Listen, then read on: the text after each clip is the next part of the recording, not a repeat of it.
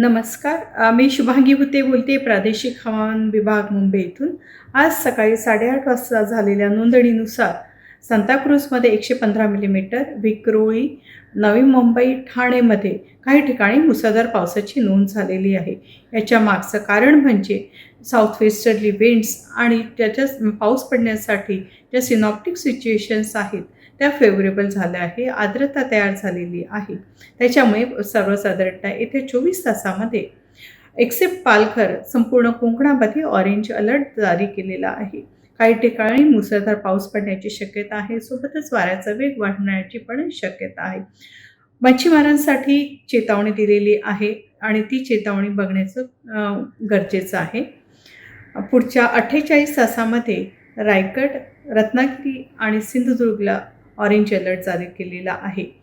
Thane, Mumbai, पालघरला yellow alert जारी केलेला आहे.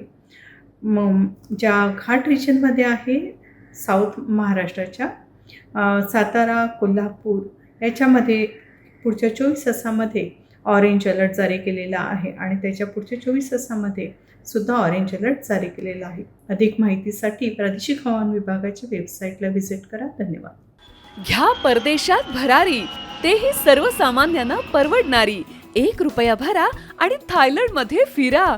सचिन इंटरनॅशनल घेऊन आले आहेत जगातली सर्वात स्वस्त परदेश टूर. पूर्ण 5 दिवसांचं पॅकेज आता फक्त ₹32,999 पॅकेजमध्ये विमान प्रवास, हॉटेल, ब्रेकफास्ट, ट्रान्सपोर्ट आणि प्रेक्षणीय स्थळे.